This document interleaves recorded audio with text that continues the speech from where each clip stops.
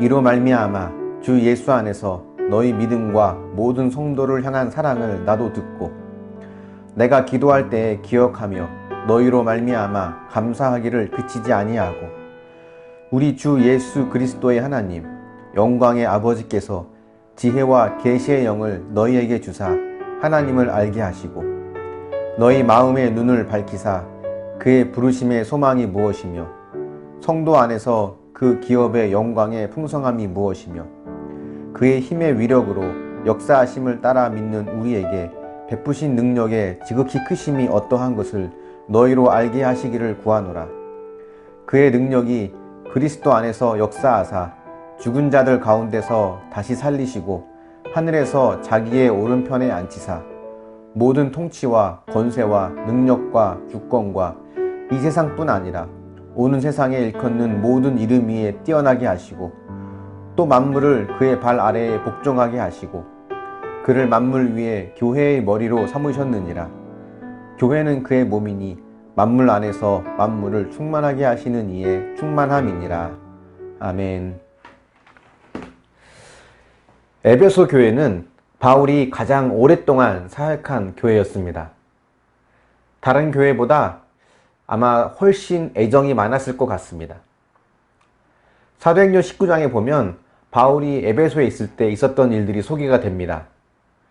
두란노 서원에서 날마다 강론하고 병든 자를 고치고 귀신을 쫓았고 마술을 행하던 사람들이 그 책을 가지고 와서 불태웠던 일도 있었고 아데메 신을 섬기는 사람들과 갈등이 일어나서 큰 소동이 일어나기도 했습니다. 그리고 사도행전 20장에는 바울이 에베소를 떠나면서 그 에베소 교인들이 눈물로 배웅하는 모습도 볼 수 있습니다. 그 이후에 바울은 아마 계속해서 에베소 교회에 관심을 갖고 기도하고 있었을 겁니다. 그런 마음으로 지금 우리가 보고 있는 에베소서를 보낸 거죠. 근데 바울이 이 에베소서를 보낼 때 바울의 귀에 에베소 교인들이 믿음과 사랑이 지금 잘 자라고 있고 서로 잘 돌보고 있다고 하는 그런 소문을 들었던 것 같습니다.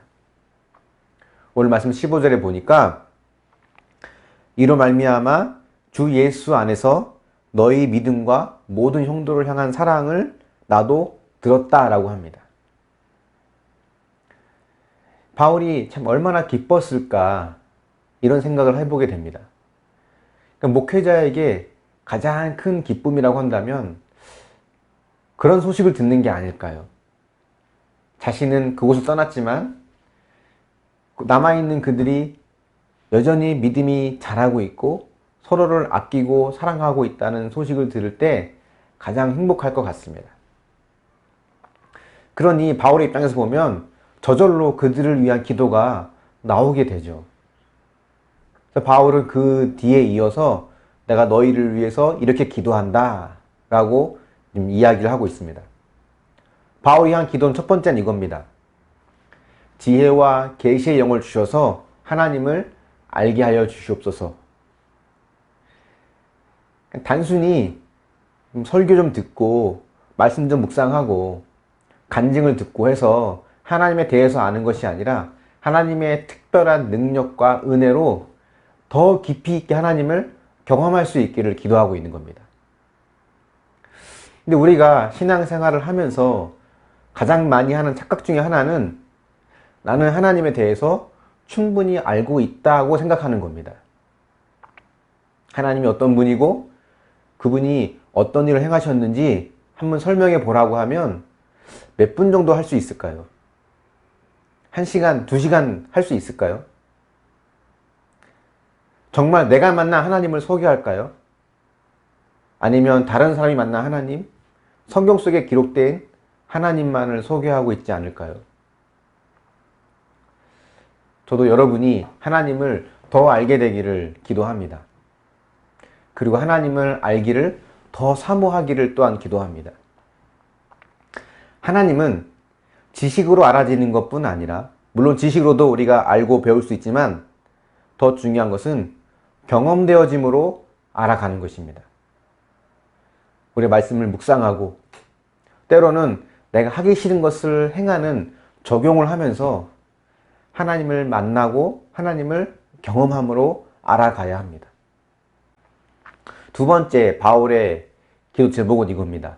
부르심의 소망, 기업의 영광의 풍성함, 우리에게 베푸신 능력이 지극히 크다는 것을 알게 하여 주시기를 기도하고 있죠. 쉽게 말하면 하나님께서 우리에게 약속하신 것들, 우리에게 베푸신 것들이 얼마나 귀하고 위대한 것인지 그 비밀을 알게 해달라고 기도하는 겁니다. 근데 왜 이걸 기도하냐면 우리는 우리에게 베풀어 주신 것들이 잘 보이지 않고 또 잘 느껴지지 않다고 생각할 때가 많거든요.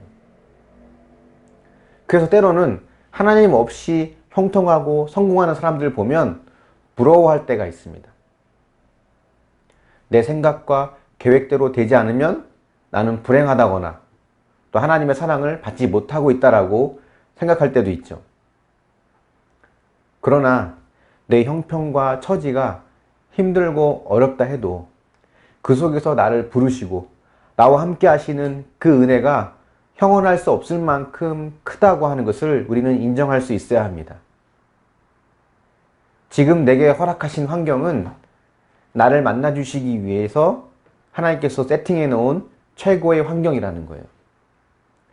이걸 인정하게 되면 그분이 내게 약속하신 것들, 베풀어 주신 것들, 또 지금 내게 세팅해 놓으신 이 환경들이 나의 구원을 위해서 얼마나 정확하게 예배해 놓으셨는지를 우리는 알게 됩니다.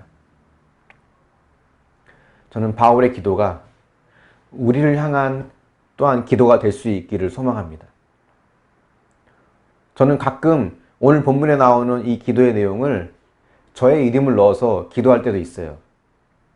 여러분도 그렇게 여러분의 이름을 넣어서 기도해 보시면 좋을 것 같습니다. 이렇게 기도하면 됩니다. 우리 주 예수 그리스도의 하나님, 영광의 아버지께서 지혜와 계시의 영을 나 정윤석에게 주셔서 하나님을 알게 해 주십시오. 나의 마음의 눈을 밝히셔서 그 부르심의 소망이 무엇이고 성도 안에서 그 기업의 영광의 풍성함이 무엇이며 그 흠의 위력으로 역사하심을 따라 믿는 우리에게 베푸신 능력이 지극히 크심이 어떠한 것을 나 정윤석이 알게 해 주십시오. 이렇게 기도하면 됩니다. 날마다 또 사건마다 여러분이 하나님을 경험하고 하나님의 기쁘신 사랑을 알아갈 수 있는 그런 저와 여러분이 될 수 있기를 소망합니다. 한번 묵상해 보십시오. 하나님에 대해서 충분히 알고 있다고 생각하십니까? 내가 전하는 하나님은 내가 만난 하나님일까요? 아니면 다른 사람이 만난 하나님입니까? 지금의 어려운 환경이 하나님께서 나를 위해 세팅해 놓으신 최고의 환경임을 인정할 수 있습니까?